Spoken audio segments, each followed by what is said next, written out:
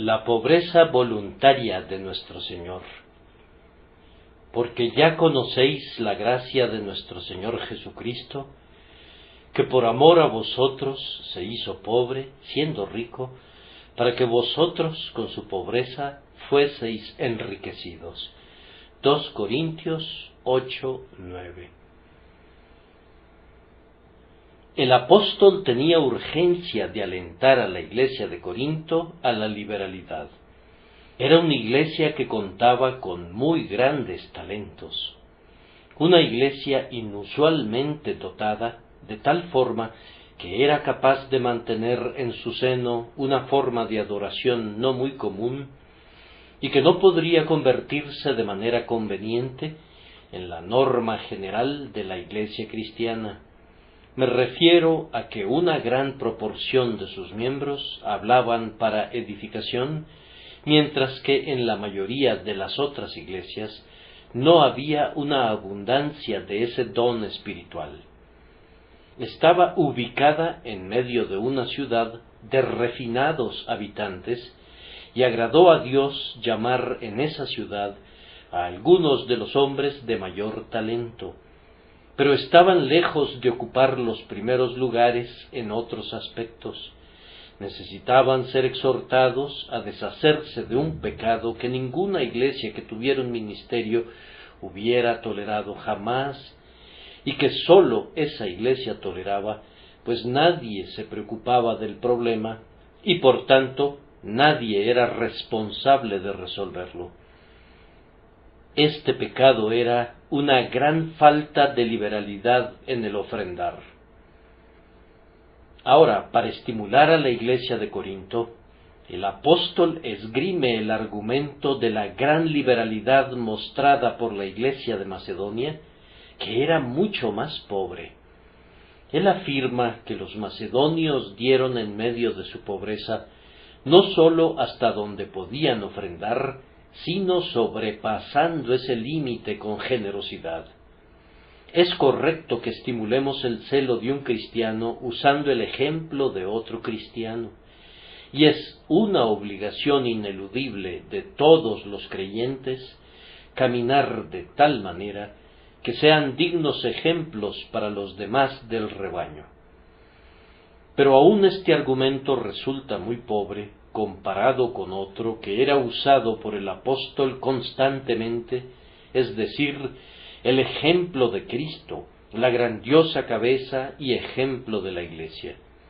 Él propina un eficiente golpe a todo tipo de egoísmo cuando, haciendo de lado el comentario acerca de las iglesias de Macedonia, dice: porque ya conocéis la gracia de nuestro Señor Jesucristo. Oh, ese bendito Señor nuestro, ciertamente Él es necesario para nosotros de 10,000 maneras. No hay ni una sola parte de Él, no hay posición que Él tome, no hay acción que Él lleve a cabo, no hay palabra que brote de sus labios, ningún pensamiento de su corazón, ningún aspecto de su carácter sin par, que no sean de utilidad para nosotros, su pueblo. Aún en su pobreza, Él se vuelve nuestro instructor, de la misma manera que en su muerte se vuelve nuestro Salvador. Refiriéndonos de inmediato al texto, les pediremos que consideren, en primer lugar, el ejemplo que recibimos, contemplándolo en sus diversas fases, y luego, en segundo lugar, permítanme que en breves pero sinceras frases los exhorte a seguir su ejemplo practicando actos de gratitud. El ejemplo que recibimos es el ejemplo de nuestro Señor, de quien Pablo dijo: porque ya conocéis la gracia de nuestro Señor Jesucristo. Parece entonces que la venida de Cristo del cielo a la tierra para sufrir por nosotros es llamada aquí gracia. Fue un acto de gracia de su parte, un acto puramente gratuito. Él no estaba obligado a hacerlo.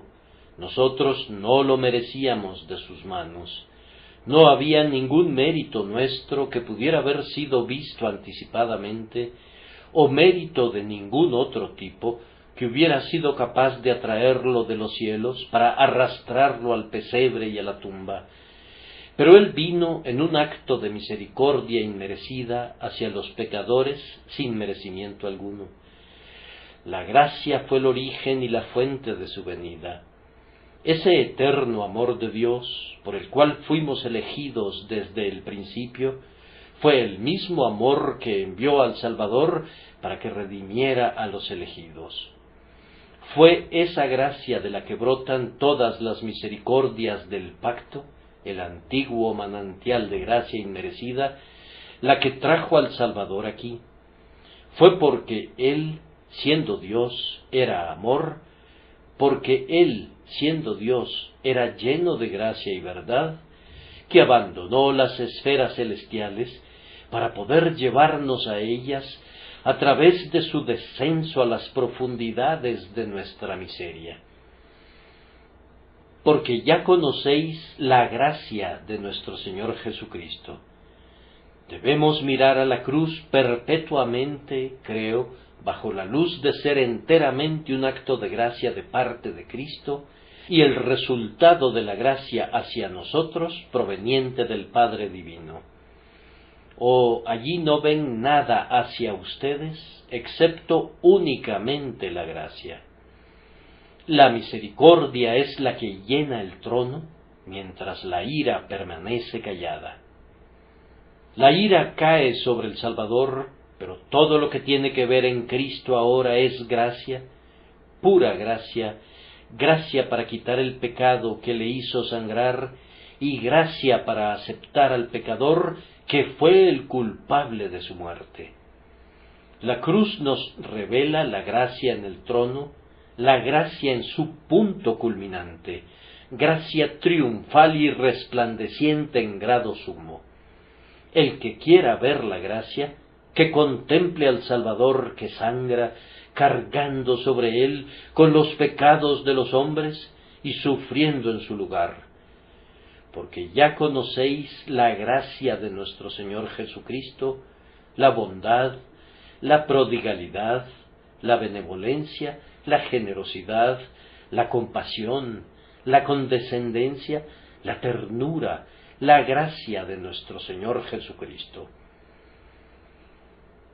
Y cuando Pablo hubo nombrado así la obra que el Salvador consumó, identificándola con el título de la gracia de nuestro Señor Jesucristo, hace luego referencia a las alturas desde donde el Salvador descendió, que siendo rico, se ha hecho la atinada observación que esta pequeña frase es una clara prueba de que nuestro Salvador tenía una existencia antes de haber nacido en este mundo, que de hecho Él era divino, pues se dice que siendo rico se hizo pobre, porque Él no fue rico nunca en esta vida, nunca. Si se dijera que Él fue rico en un tiempo con el Espíritu Santo, como lo han afirmado los unitarios con el objeto de eliminar la fuerza de este versículo, entonces nunca se volvió pobre en ese sentido. No hubo ningún período en esta tierra en la vida del Salvador en el que se pudiera decir que fue rico, pero que luego se volvió pobre. Entonces tuvo que haber sido en un previo estado de ser que nuestro Señor fue rico, y ahora les pediré que nos traslademos en el pensamiento al tiempo en que Jesucristo era rico. Pobres son nuestras palabras. No son sino una adaptación del lenguaje mortal a un tema inmortal. Siendo rico. Cuando leemos la palabra rico, parecería que de una u otra forma hace palidecer la descripción de lo que era Jesucristo, pues Él era infinitamente más rico de lo que el mundo puede entender jamás por esa descripción. Sus riquezas eran mucho más abundantes que cualquier riqueza vistosa que el mundo pueda ofrecer, que no deja de ser transitoria y corruptible. Él era rico, sí, pero era algo más que eso. Sin embargo, haremos uso de esa palabra conforme podamos. Jesús era rico en posesiones. Como Dios sobre todo, habiendo hecho todas las cosas eran suyas. Él pudo haber dicho: los millares de animales en los collados son míos, mías las minas de oro y los secretos tesoros de plata, míos los lugares donde los diamantes relucen y donde la perla emite sus delicados rayos. Todas las cosas son mías, 1000 estrellas resplandecen como mis lámparas, y toda la anchura del espacio, tan lleno de las maravillas de la creación, todo esto es mío. Él era rico en servicio. 1000 ángeles servían a sus puertas. Sólo debía quererlo, y los mensajeros de alas potentes volaban para cumplir sus misiones. Lo adoraban sin cesar. Día sin noche rodeaba su trono, gozándose. Cuando estaba aquí en la tierra, dijo que él podía orar a su Padre y le enviaría 12 legiones de ángeles. ¿Cuánto más no sería este el caso cuando estaba sentado en el trono del cielo y los ángeles eran los cortesanos que servían ante ese trono? Él era rico en honor. Los atrios llenos de la pompa de Salomón no se podrían comparar jamás con los atrios del Hijo de Dios. Toda la gloria se centraba en él. Él era Dios sobre todas las cosas, bendito por los siglos, coigual y coeterno con el Padre. A él era el cántico perpetuo, a él era el incesante incienso, a él eran las arpas de oro, a él la oleada de las más elevadas sinfonías del cielo, pues él era adorado por todos y exaltado muy por encima de los principados y potestades y de todo nombre que se nombra. Y él era rico en amor, la mejor de todas las riquezas. Su padre lo amaba. Este es mi Hijo amado, en quien tengo complacencia. Esa fue la verdad eternamente, y además de eso, había espíritus puros que fueron creados por él, que lo amaban con toda la fuerza de su ser. Él no necesitaba que nuestro amor lo hiciera rico. Había suficiente amor en Dios hacia él, y si él lo hubiera querido así, hubiera podido crear 1000 razas de criaturas más nobles que nosotros, y todas ellas lo hubieran amado con el amor más profundo. Él era rico también en felicidad. No podemos concebir que el Salvador experimentara algún tipo de aflicción, o de dolor, o de necesidad en el cielo. Él poseía todo lo que pudiera desear, si tal lenguaje pudiese ser usado en relación al infinito Dios. Él era esencial e inefablemente la felicidad misma. Lo mismo que creemos acerca del Dios Altísimo, es decir, que su pecho no tiene arrugas marcadas por preocupación alguna y su alma no es turbada por el dolor, eso mismo ocurría con el glorioso, que después condescendió a ser coronado de espinas y traspasado por la lanza por causa nuestra. Siendo rico, la palabra, como lo he dicho antes, es una pobre palabra miserable.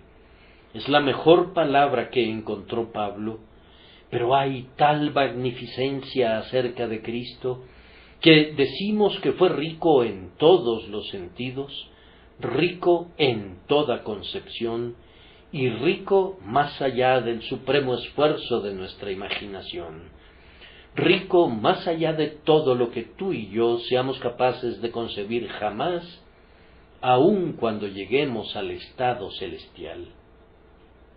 Tan rico, tan infinito, tan glorioso, tan divino. Eso es lo que él era. siendo rico. Y, sin embargo, Él tuvo consideración de nosotros, y, sin embargo, Él se inclinó hacia nosotros. Oh, hermanos míos, qué ejemplo para que nosotros tengamos la misma gracia y generosidad, de tal forma que si somos hechos ricos aquí, nosotros también estemos igualmente dispuestos a inclinarnos como Él lo hizo. Pero, ay, mientras nuestro abatimiento no es nada, su abatimiento es grandioso. Luego el apóstol prosigue diciendo, por amor a vosotros se hizo pobre siendo rico. No dice que fue hecho pobre. No fue un acto de la providencia el que lo hizo pobre. No se declaró en bancarrota. No fue un rey expulsado de sus dominios. No era un soberano caído a quien le proporcionamos abrigo y compasión, sino que se hizo pobre. Esto es, fue su propio acto voluntario. Volverse pobre fue su propia voluntad alegre. Y ahora no puedo evitar decir que esa palabra, pobre, me parece que no es lo suficientemente fuerte. Supongo que es la mejor palabra que nuestro lenguaje pueda proporcionarnos, pero aún así, jamás hubo pobreza como su pobreza. Es una palabra que sólo examina superficialmente la condescendencia del Salvador. Él era pobre, bien, él era pobre en el sentido ordinario del término.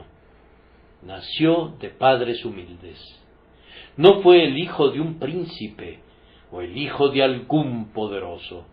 Era conocido como el hijo del carpintero. Después que su madre le hubo puesto los pañales, le colocó en un pesebre. Él no fue como quienes nacen en habitaciones de mármol y son cubiertos de púrpura. Él fue un plebeyo y ocupó un lugar humilde, inclusive en su nacimiento. Es enviado a Egipto, muy pronto se convierte en un exiliado. Difícilmente cualquier pobreza en el mundo se puede comparar a la pobreza del pobre emigrante que deja su país, ya sea por falta de pan o por temor de su vida. Y cuando descienden a Egipto, Jesucristo y su madre son un cuadro vivo de la pobreza. Estamos agradecidos si sólo contamos con una pequeña casita en nuestra propia tierra en que habitamos, pero el Hijo de Dios debe acampar en Egipto durante un tiempo. Y cuando regresó, no buscó amistades entre los comerciantes o las personas de la clase media, y mucho menos entre los grandes y los soberbios de espíritu, sino que se vistió con la túnica del obrero, la cual era sin costura, de un solo tejido de arriba a abajo, y sus íntimos conocidos eran pescadores de Galilea. ¿Acaso David no dijo de él, he exaltado a un escogido de mi pueblo? Y Cristo fue enfáticamente escogido del pueblo. Él estuvo con ellos en todas sus fatigas, en todas sus aflicciones. Tan cerca de ellos estuvo que nadie era más pobre que él. Las zorras tienen guaridas, dijo, y las aves del cielo nidos, pero yo, el Hijo del Hombre, no tengo dónde recostar mi cabeza. Él fue tan pobre que yo no he leído nunca que haya dejado un testamento acerca de sus bienes en el mundo. Todo lo que él poseía de bienes personales eran simplemente los vestidos que usaba, que los soldados se repartieron, y allí estaba él, desnudo, muerto y dependiendo de la caridad. Por tumba no contaba ni siquiera con su propio sepulcro, ni un triste pedazo de 2 metros de tierra poseía en que su cuerpo durmiente pudiera descansar, sino que una tumba prestada dio refugio al Salvador. Así, él se volvió pobre en lo externo, pero ¿Cuál fue su pobreza interior? Él fue pobre en cuanto a sus amigos. Judas lo traicionó. Pedro lo negó. Todos los discípulos lo abandonaron y huyeron. Él fue pobre en siervos, pues aunque lavó los pies de sus discípulos, ellos no lavaron los suyos. Y cuando él llegó al punto en el que la simpatía humana podría haberlo consolado de alguna manera, tuvo que decir con un patetismo melancólico: ¿así que no habéis podido velar conmigo una hora? Oh, tan pobre se ha vuelto que no hay un ojo que lo mire en su dolor solitario. Tan pobre era él, que los consuelos que sobran para los más abyectos le fueron denegados. Ni una sola promesa destelló para proyectar su luz sobre su alma. En un momento, ninguna presencia de Dios le proporcionó alegría. Él fue abandonado por su Padre y su Dios. Eloi, Eloi, lama sabactani, indicaba una pobreza de alma tan profunda, como ese cuerpo desnudo y lacerado indicaba la pobreza externa. Él lo había perdido todo, o más bien había renunciado a todo, había hecho todo a un lado. Su corona de gloria intercambiada por las espinas de la vergüenza, el manto imperial de dominio fue arrojado para que pudiera vestirse de su propia sangre. Ya no era más adorado, sino escupido. Ya no era más reverenciado, sino despreciado y hecho oprobio y abominación en medio de los pueblos. Ningún trono, sino una cruz. Ninguna luz ni brillo de gloria inmarcesible, sino las tinieblas de mediodía, medianoche. Ninguna vida ni inmortalidad, sino consumado es, y la entrega del Espíritu. Por amor a vosotros se hizo pobre, siendo rico. Yo quisiera poder adentrarme más en esta profundidad del día de hoy, pero ni mi capacidad ni mi tiempo me serían de utilidad en este momento. Que sus propias meditaciones les ayuden a explorar la pobreza del Salvador, una pobreza verdaderamente como ni tú ni yo la conoceremos nunca, impulsados por su ejemplo, no nos avergoncemos por ser pobres. Es más, no debemos sentir ningún temor, ni siquiera ante el pensamiento de ser pobres. Gocémonos más bien porque en esto tendremos comunión con nuestro Señor, y si le servimos debemos ser pobres. Si obedecemos su voluntad, debemos hacer el sacrificio de nuestros bienes y de nuestra prosperidad terrenal. Asumamos gozosamente el despojo de nuestros bienes. Como nuestro Señor, debemos contar como un gozo cuando somos desnudados de esa manera, pues así tendremos comunión con Él, que por amor a nosotros se hizo pobre, siendo rico. Enseguida el apóstol dirige nuestra atención a los objetos de este maravilloso abatimiento condescendiente de nuestro Señor, es decir, nosotros mismos. Por amor a nosotros se hizo pobre, por amor a los corintios y por amor a nosotros. Y, ¿dónde se podrá encontrar objetos de este sorprendente amor que sean más indignos de lo que nosotros hemos sido? Al contemplar el amor que yo recibí personalmente de mi Salvador, aunque me maravillo ante el hecho en sí, a menudo he pensado que lo podría entender mucho mejor si le hubiera sido otorgado a alguien más que cuando es derramado abundantemente en mi propia alma. Yo no sé por qué, pero de alguna manera la salvación del más vil de los pecadores no me sorprende ni la mitad de lo que me sorprende mi propia salvación. y yo encuentro mucho más fácil creer en la genuina salvación de cualquier hombre que a veces creer en la mía. ¿Por qué habría de amarnos Él? Oh, hay tal indignidad en cada uno de nosotros que no vemos en nuestros compañeros, que nos conduce a maravillarnos por haber sido elegidos.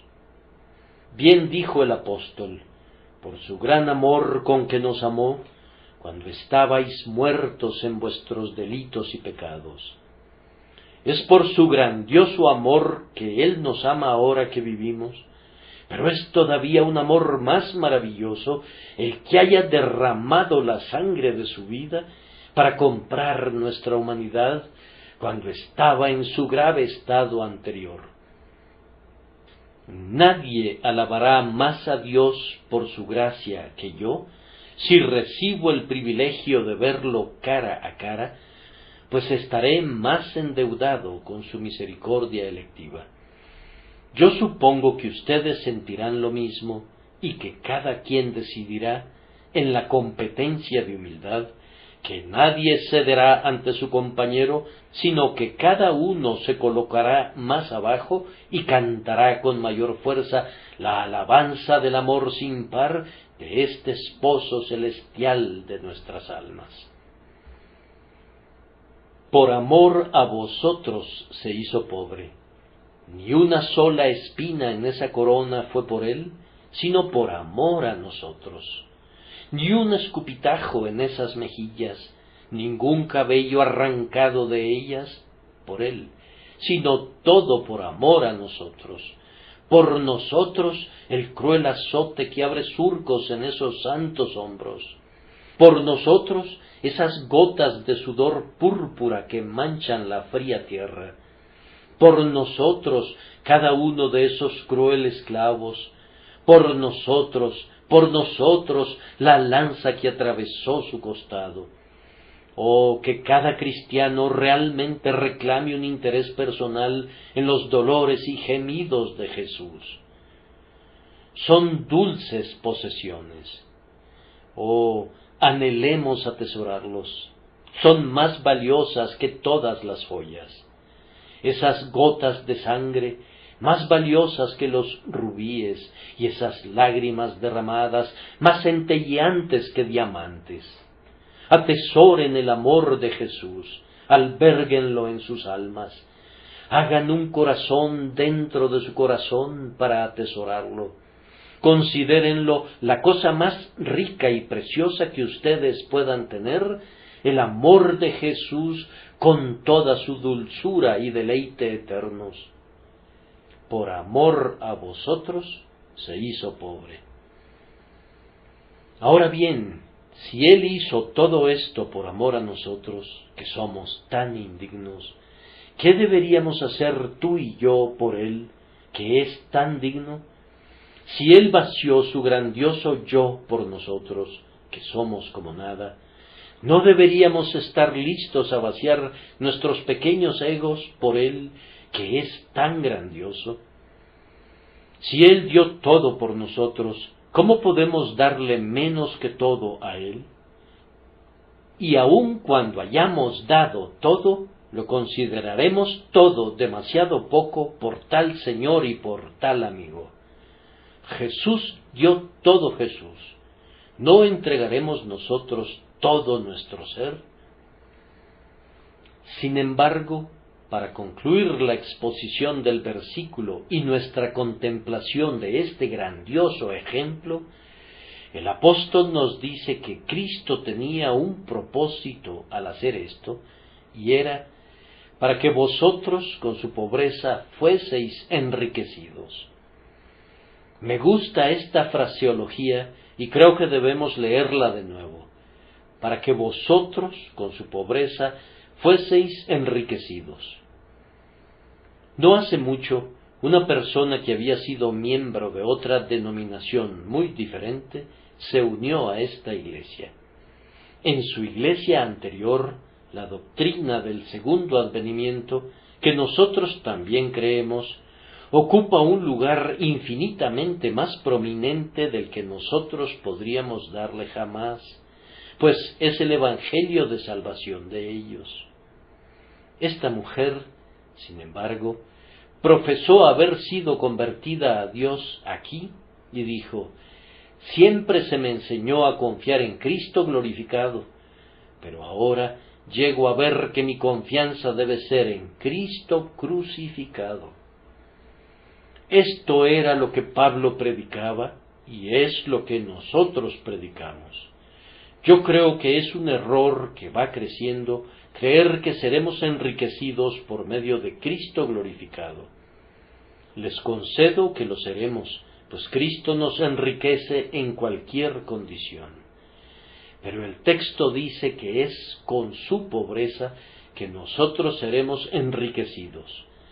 El tesoro más resplandeciente que puede recibir el cristiano le llega por medio de Cristo crucificado, y debemos tener cuidado en todas nuestras ideas del segundo advenimiento, que no nos volvamos judaizantes como para imaginar la venida de un reino temporal y una gloria temporal, y regresar a los tenues elementos del antiguo pacto, pues si lo hacemos así, pasaremos por alto la verdadera joya, el tesoro espiritual, cuyo amor está extinguiéndose a medias en la Iglesia cristiana. Cristo en su pobreza debe ser más comúnmente el objeto de nuestra contemplación, pues es por medio de esa pobreza que nosotros seremos enriquecidos. Ahora, quiero preguntarles si son ricos hoy. Si Jesucristo murió por ustedes, estoy seguro que no ha pasado por alto ese propósito al morir, y por tanto, ustedes son ricos. Pero ustedes dicen que son pobres, y estaban refunfuñando hace solo una hora al pensar que eran tan pobres. Vamos, ahora, Jesucristo, siendo rico, se hizo pobre.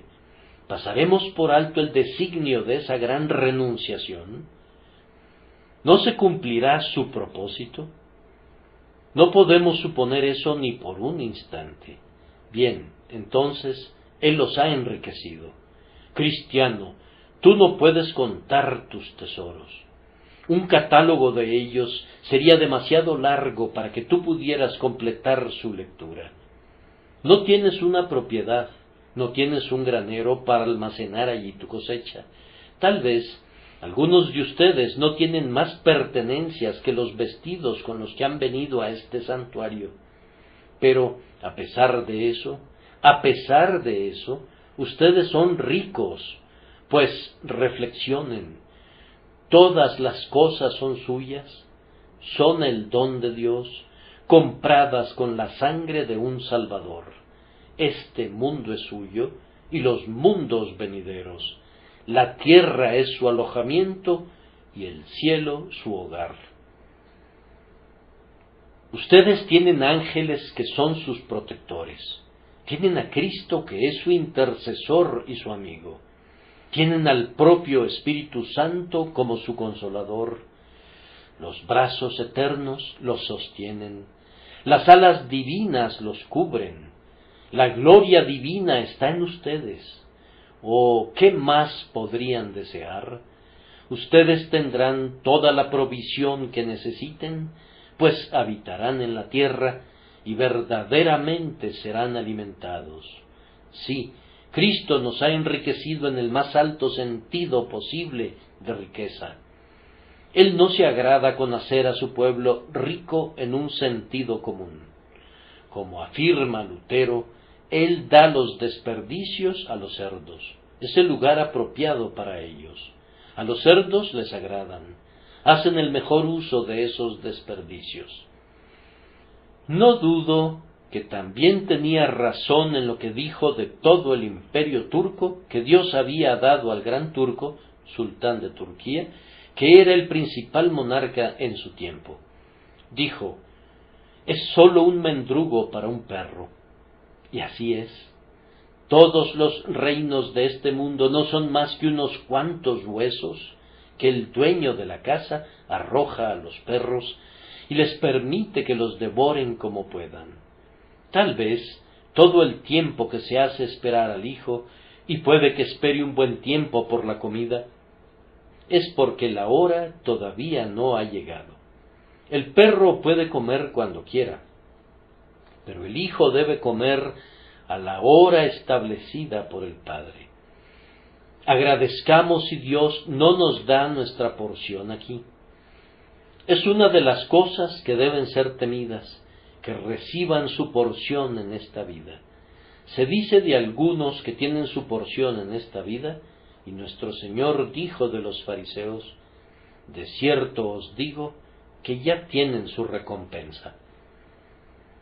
Oh, pidamos a Dios que no nos dé nuestra recompensa aquí. Si hemos ayudado a los pobres y sólo hemos recibido ingratitud, agradezcamos, porque eso demuestra que nuestra recompensa no está aquí. Si nos esforzamos por trabajar para Cristo y se tergiversa nuestro trabajo, agradezcamos, pues eso nuevamente prueba que nuestra recompensa no viene de los hombres, ni es recibida aquí, sino de Dios, y es por toda la eternidad. Recibir nuestra recompensa aquí, y que nuestra porción nos llegue de los hombres, es algo que debemos lamentar con lágrimas y lamentos y gemidos. Que Dios nos conceda que nos cercioremos de que nuestras riquezas sean de una mejor calidad que las que el hombre mundano ambiciona. Bien, si es así, si Cristo nos ha enriquecido, yo espero que no sea una ficción o una fantasía de parte de ninguno de ustedes. Ustedes son ricos en el alma. Ustedes saben que lo son. Ustedes son opulentos, y el argumento que se deriva de esto es que deben entregarse a su Señor. Si Él los ha enriquecido, sírvanle. Si les ha dado la capacidad de estar contentos, tranquilos y felices, si ustedes tienen un bendito gozo en su alma, si tienen paz con Dios por medio de Jesucristo, entonces, ¿quién debería servir a Dios como deberías hacerlo tú? Grandemente favorecido como lo eres tú, las mismas piedras clamarían contra ti si no fueras liberal en el servicio y alabanza de tu Señor. Y esto me lleva al último tema, que es, en pocas palabras, exhortarlos a que sigan en la práctica el ejemplo de Cristo. Ha habido algunos cristianos avanzados, no me refiero a todos, pero ha habido algunos cristianos avanzados que han sido hechos capaces, literalmente, de seguir el ejemplo del Salvador. ¿Cómo deberíamos honrar la memoria de tales hombres como Juan Wesley, por ejemplo? Él podría haber sido, como en efecto lo fue, miembro del Consejo de Gobierno de la universidad, y podría haber recibido un excelente emolumento. La así llamada Iglesia estaba abierta para él, y sin duda un obispado había pronto recompensado sus esfuerzos y su elocuencia. Pero él pasó su vida puramente sirviendo a su Señor, de acuerdo a su conocimiento y convicción, y cuando se hizo un inventario de su vajilla, sólo poseía 2 cucharas, una en Bristol y otra en Londres. Y cuando murió, ¿qué dejó en el mundo? Todo su tesoro ya se había ido al cielo, y murió en la pobreza, habiendo servido a su Dios con todo lo que tenía, y haciendo que el propósito de su vida fuera vivir enteramente para el servicio de su Señor. Y así también han sido las vidas de algunos de nuestros misioneros. Han cortado con todos los lazos de parentesco y se han entregado como los antiguos héroes romanos en la batalla, que aferrándose a la espada se consagraban a Dios. Se entregaban para vivir y para morir, sin ningún pensamiento de ganancia en este mundo, es más, sin soñar con poseer nada mientras vivieran. Así era la vida apostólica, y también sería más común, creo, en la Iglesia cristiana, si un alto grado de gracia nos fuera concedido. Yo no creo que sea el deber de la mayoría, ni que será la porción del 99% de ustedes, pero hay algunos, y tendríamos que tener más, que, siendo llamados por Dios para alguna obra especial, deberían decidir que, si fueran ricos, si ostentaran una posición, si ocuparan un puesto en la sociedad, renunciarían al más brillante prospecto terrenal, por ese prospecto todavía más brillante de llevar la cruz y heredar la corona.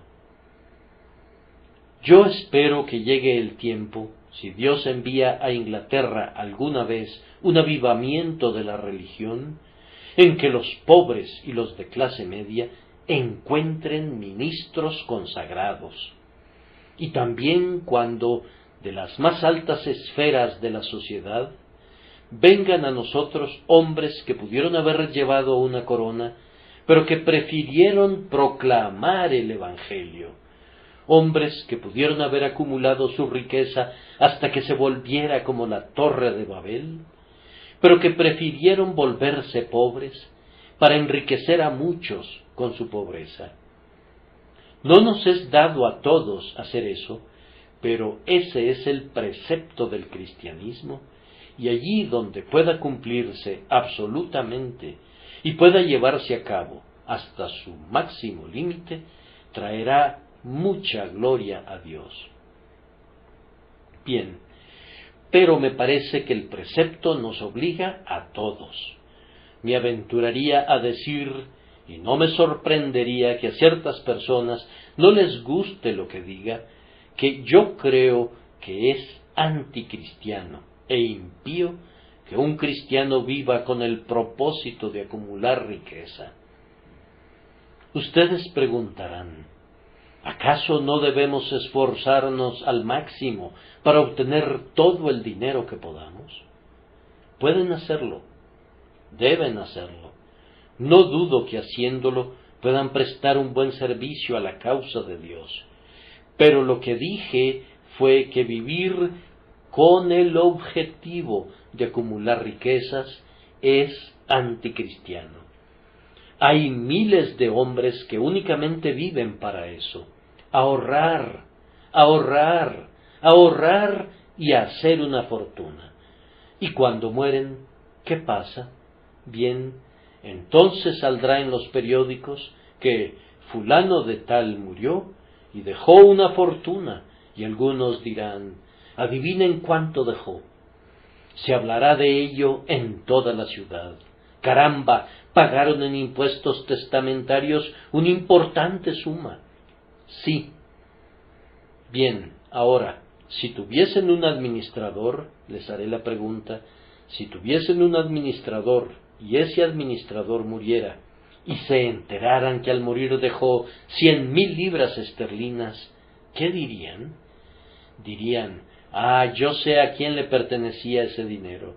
Él era solo un administrador y sin embargo dejó 100,000 libras esterlinas.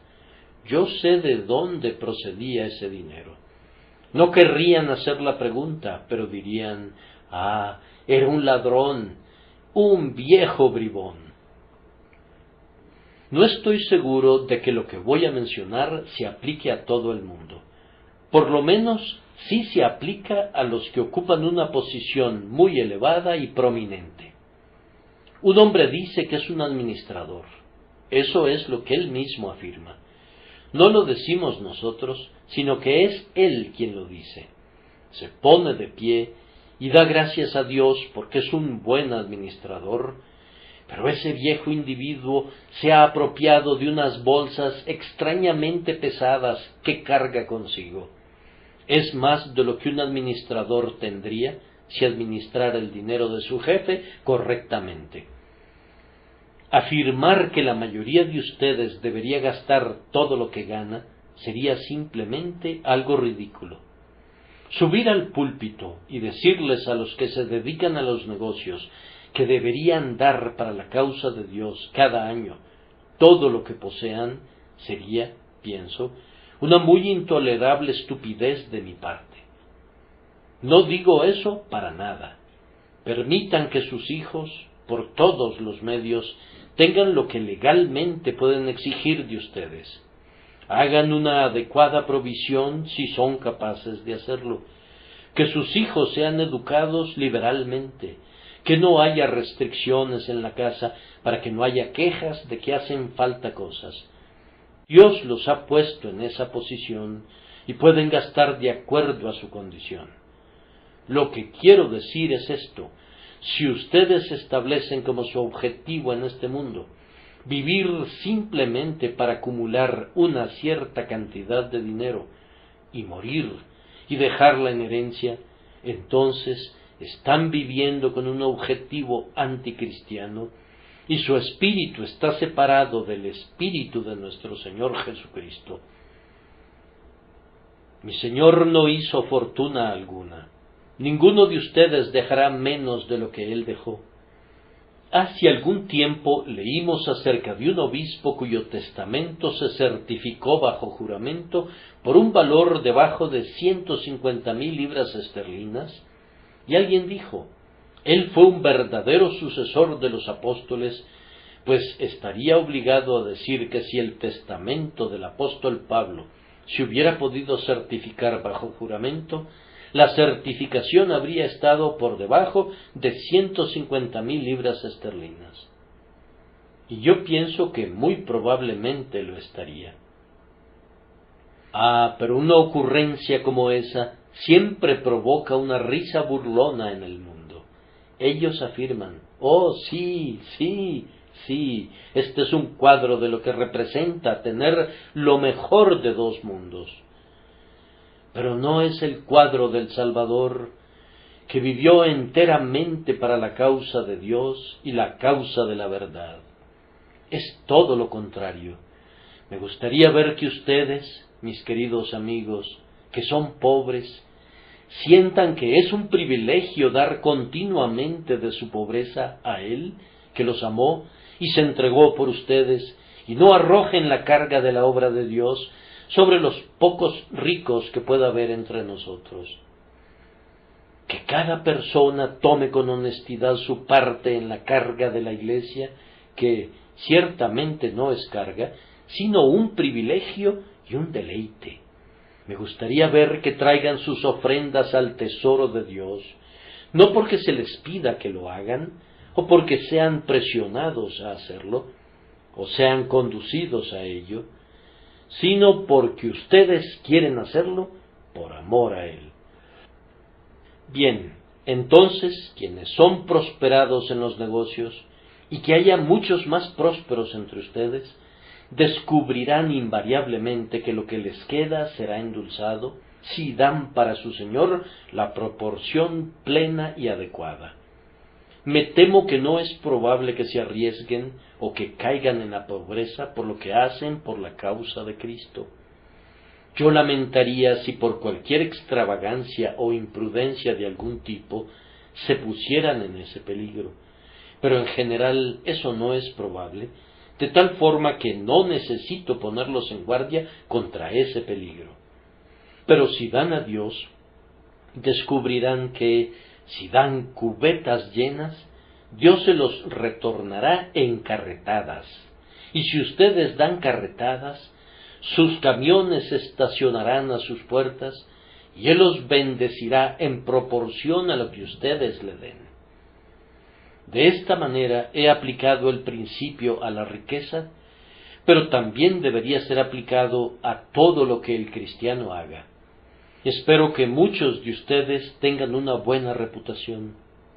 Hubo un tiempo en que yo la tenía, pero la predicación del Evangelio trae con frecuencia sobre ti todo tipo de embustes. Recuerdo muy bien el primer artículo agresivo en mi contra que leí en un periódico. Estaba tan lleno de mentiras como un huevo está lleno de nutrimento, y no pude evitar respingar cuando lo leí. Pero pronto aprendí la lección que no podía darme el lujo de mantener una reputación si era un ministro cristiano. yo debía estar preparado para servir a Dios con todo mi corazón y toda mi alma y todas mis fuerzas, y que a pesar que los hombres o los diablos dijeran lo que quisieran, no les iba a prestar atención, sino que continuaría sirviendo a Dios. Y entonces comprendí que era muy dulce cantar: si sobre mi cara, por causa de tu amado nombre, se acumulan la vergüenza y el reproche, yo alabaré el reproche y daré la bienvenida a la vergüenza, si tú te acuerdas de mí.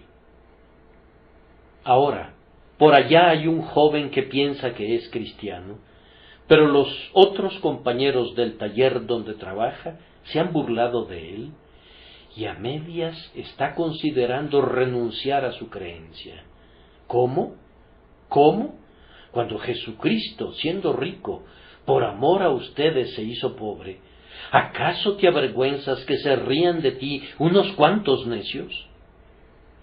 Y aquí está una mujer que trabaja para una familia que es muy impía.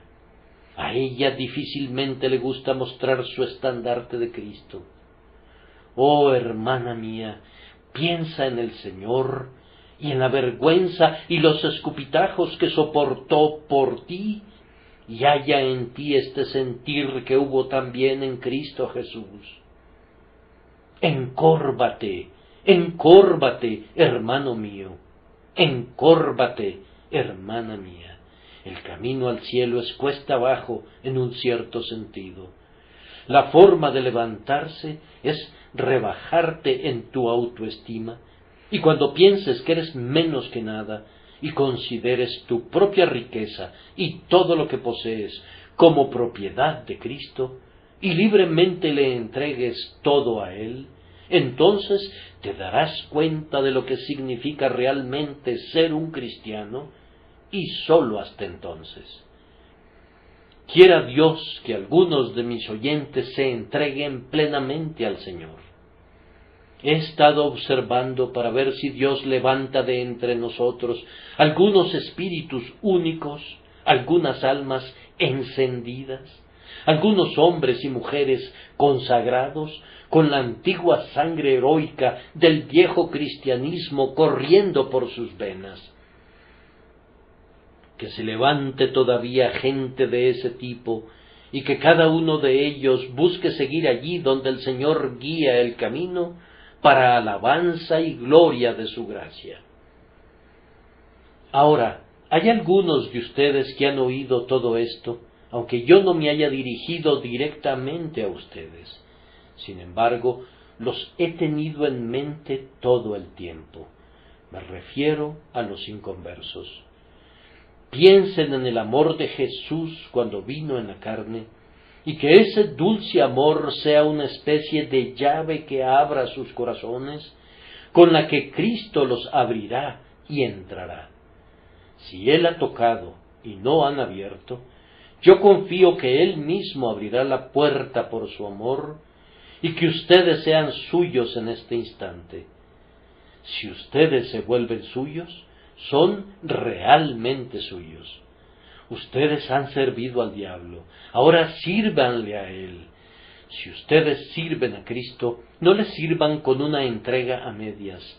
Sírvanle y no se equivoquen, entréguenle toda su alma. Si Él es digno que lo poseamos, Él es digno que lo poseamos enteramente, y es digno que le entreguemos nuestra alma entera. Que puedan hacer eso, y el Señor recibirá la alabanza por siempre jamás. Amén.